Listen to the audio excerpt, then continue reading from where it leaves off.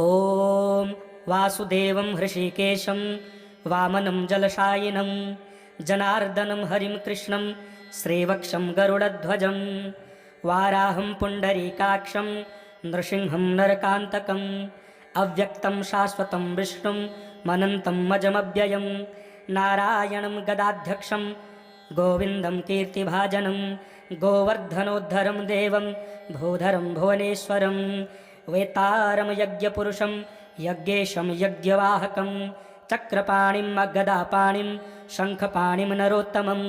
वैकुण्ठं दुष्टदमनं भूगर्भं पीतवाससं त्रिविक्रमं त्रिकालज्ञं त्रिमूर्तिं नन्दिकेश्वरं रामं रामं हयग्रीवं भीमं रौद्रं भवोद्भवं श्रीपतिं श्रीधरं श्रीशं मङ्गलं मङ्गलायुधं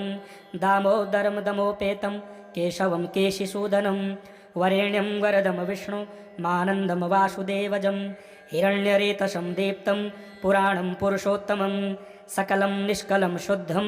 निर्गुणं गुणशाश्वतं हिरण्यरेतसं दीप्तं पुराणं पुरुषोत्तमं सकलं निष्कलं शुद्धं निर्गुणं गुणशाश्वतं हिरण्यतनुसङ्कासं सूर्यायुतसमप्रभं मेघश्यामं चतुर्बाहुं कुशलं कमलेक्षणं ज्योतिरूपं रूपं च स्वरूपं रूपसंस्थितं सर्वज्ञं सर्वरूपस्थं सर्वेशं सर्वतोमुखं ज्ञानं कूटस्थमचलं ज्ञानदं परमं प्रभुं योगीशं योगनिष्णातं योगिनं योगरूपिणं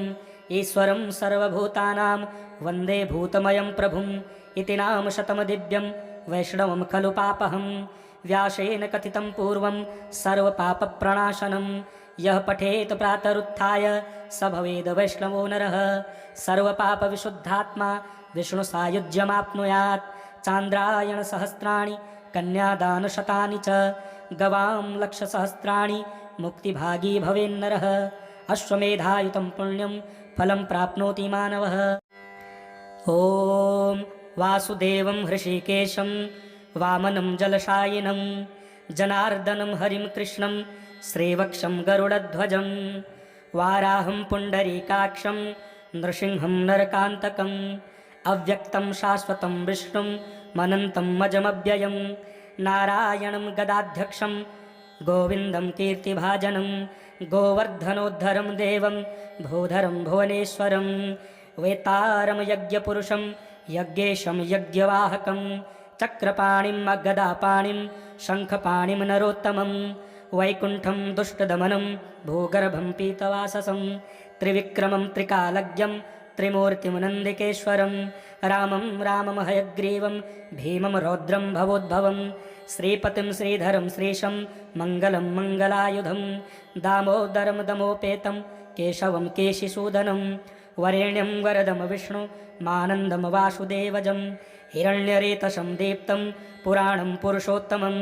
सकलं निष्कलं शुद्धं निर्गुणं गुणशाश्वतं हिरण्यरेतसं दीप्तं पुराणं पुरुषोत्तमं सकलं निष्कलं शुद्धं निर्गुणं गुणशाश्वतं हिरण्यतनुसङ्कासं सूर्यायुतसमप्रभं मेघश्यामं चतुर्बाहुं कुशलं कमलेक्षणं ज्योतिरूपं रूपं च स्वरूपं रूपसंस्थितं सर्वज्ञं सर्वरूपस्थं सर्वेशं सर्वतोमुखं ज्ञानं कूटस्थमचलं ज्ञानदं परमं प्रभुं योगीशं योगनिष्णातं योगिनं योगरूपिणं ईश्वरं सर्वभूतानां वन्दे भूतमयं प्रभुं इति नाम शतमदिव्यं वैष्णवं खलु पापहं व्यासेन कथितं पूर्वं सर्वपापप्रणाशनं यः पठेत प्रातरुत्थाय स भवेद् वैष्णवो नरः सर्वपापविशुद्धात्मा विष्णुसायुज्यमाप्नुयात् चान्द्रायणसहस्राणि कन्यादानशतानि च गवां लक्षसहस्राणि मुक्तिभागी भवेन्नरः अश्वमेधायुतं पुण्यं फलं प्राप्नोति मानवः। ॐ वासुदेवं हृषीकेशं वामनं जलशायिनं जनार्दनं हरिं कृष्णं श्रीवक्षं गरुडध्वजं वाराहं पुण्डरीकाक्षं नृसिंहं नरकान्तकम् अव्यक्तं शाश्वतं विष्णुं मनन्तं अजमव्ययं नारायणं गदाध्यक्षं गोविन्दं कीर्तिभाजनं गोवर्धनोद्धरं देवं भूधरं भुवनेश्वरं वेतारं यज्ञपुरुषं यज्ञेशं यज्ञवाहकं चक्रपाणिम् अगदापाणिं शङ्खपाणिं नरोत्तमं वैकुण्ठं दुष्टदमनं भूगर्भं पीतवाससं त्रिविक्रमं त्रिकालज्ञं त्रिमूर्तिं नन्दिकेश्वरं रामं रामं हयग्रीवं भीमं रौद्रं भवोद्भवं श्रीपतिं श्रीधरं श्रीशं मङ्गलं मङ्गलायुधं दामोदरं दमोपेतं केशवं केशिसूदनं वरेण्यं वरदं विष्णु मानन्दं वासुदेवजं हिरण्यरेतसं दीप्तं पुराणं पुरुषोत्तमं सकलं निष्कलं शुद्धं निर्गुणं गुणशाश्वतं हिरण्यरेतसं दीप्तं पुराणं पुरुषोत्तमं सकलं निष्कलं शुद्धं निर्गुणं गुणशाश्वतं हिरण्यतनुसङ्कासं सूर्यायुतसमप्रभं मेघश्यामं चतुर्बाहुं कुशलं कमलेक्षणं ज्योतिरूपं रूपं च स्वरूपं रूपसंस्थितं सर्वज्ञं सर्वरूपस्थं सर्वेशं सर्वतोमुखं ज्ञानं कूटस्थमचलं ज्ञानदं परमं प्रभुं योगीशं योगनिष्णातं योगिनं योगरूपिणम् ईश्वरं सर्वभूतानां वन्दे भूतमयं प्रभुम् इति नाम शतमदिव्यं वैष्णवं खलु पापहं व्यासेन कथितं पूर्वं सर्वपापप्रणाशनं यः पठेत् प्रातरुत्थाय स भवेद् वैष्णवो नरः सर्वपापविशुद्धात्मा विष्णुसायुज्यमाप्नुयात् चान्द्रायणसहस्राणि कन्यादानशतानि च गवां लक्षसहस्राणि मुक्तिभागी भवेन्नरः अश्वमेधायुतं पुण्यं फलं प्राप्नोति मानवः। ॐ वासुदेवं हृषीकेशं वामनं जलशायिनं जनार्दनं हरिं कृष्णं श्रीवक्षं गरुडध्वजं वाराहं पुण्डरीकाक्षं नृसिंहं नरकान्तकम् अव्यक्तं शाश्वतं विष्णुं मनन्तं अजमव्ययं नारायणं गदाध्यक्षं गोविन्दं कीर्तिभाजनं गोवर्धनोद्धरं देवं भूधरं भुवनेश्वरं वेतारं यज्ञपुरुषं यज्ञेशं यज्ञवाहकं चक्रपाणिम् अगदापाणिं शङ्खपाणिं नरोत्तमं वैकुण्ठं दुष्टदमनं भूगर्भं पीतवाससं त्रिविक्रमं त्रिकालज्ञं त्रिमूर्तिं नन्दिकेश्वरं रामं रामं हयग्रीवं भीमं रौद्रं भवोद्भवं श्रीपतिं श्रीधरं श्रीशं मङ्गलं मङ्गलायुधं दामोदरं दमोपेतं केशवं केशिसूदनं वरेण्यं वरदं विष्णु मानन्दं वासुदेवजं हिरण्यरेतसं दीप्तं पुराणं पुरुषोत्तमं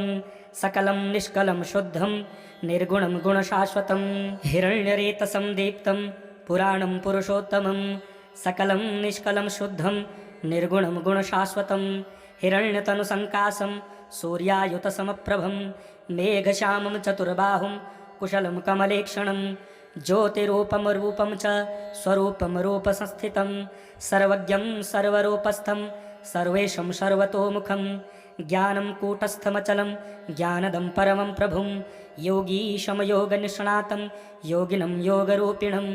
ईश्वरं सर्वभूतानां वन्दे भूतमयं प्रभुम् इति नाम शतमदिव्यं वैष्णवं खलु पापहं व्यासेन कथितं पूर्वं सर्वपापप्रणाशनं यः पठेत् प्रातरुत्थाय स भवेद् वैष्णवो नरः सर्वपापविशुद्धात्मा विष्णुसायुज्यमाप्नुयात् चान्द्रायणसहस्राणि कन्यादानशतानि च गवां लक्षसहस्राणि मुक्तिभागी भवेन्नरः अश्वमेधायुतं पुण्यं फलं प्राप्नोति मानवः। ॐ वासुदेवं हृषीकेशं वामनं जलशायिनं जनार्दनं हरिं कृष्णं श्रीवक्षं गरुडध्वजं वाराहं पुण्डरीकाक्षं नृसिंहं नरकान्तकम् अव्यक्तं शाश्वतं विष्णुं मनन्तं अजमव्ययं नारायणं गदाध्यक्षं गोविन्दं कीर्तिभाजनं गोवर्धनोद्धरं देवं भूधरं भुवनेश्वरं वेतारं यज्ञपुरुषं यज्ञेशं यज्ञवाहकं चक्रपाणिम् अगदापाणिं शङ्खपाणिं नरोत्तमं वैकुण्ठं दुष्टदमनं भूगर्भं पीतवाससं त्रिविक्रमं त्रिकालज्ञं त्रिमूर्तिं नन्दिकेश्वरं रामं रामं हयग्रीवं भीमं रौद्रं भवोद्भवं श्रीपतिं श्रीधरं श्रीशं मङ्गलं मङ्गलायुधं दामोदरं दमोपेतं केशवं केशिसूदनं वरेण्यं वरदं विष्णु मानन्दं वासुदेवजं हिरण्यरेतसं दीप्तं पुराणं पुरुषोत्तमं सकलं निष्कलं शुद्धं निर्गुणं गुणशाश्वतं हिरण्यरेतसं दीप्तं पुराणं पुरुषोत्तमं सकलं निष्कलं शुद्धं निर्गुणं गुणशाश्वतं हिरण्यतनुसङ्कासं सूर्यायुतसमप्रभं मेघश्यामं चतुर्बाहुं कुशलं कमलेक्षणं ज्योतिरूपमरूपं च स्वरूपं रूपसंस्थितं सर्वज्ञं सर्वरूपस्थं सर्वेशं सर्वतोमुखं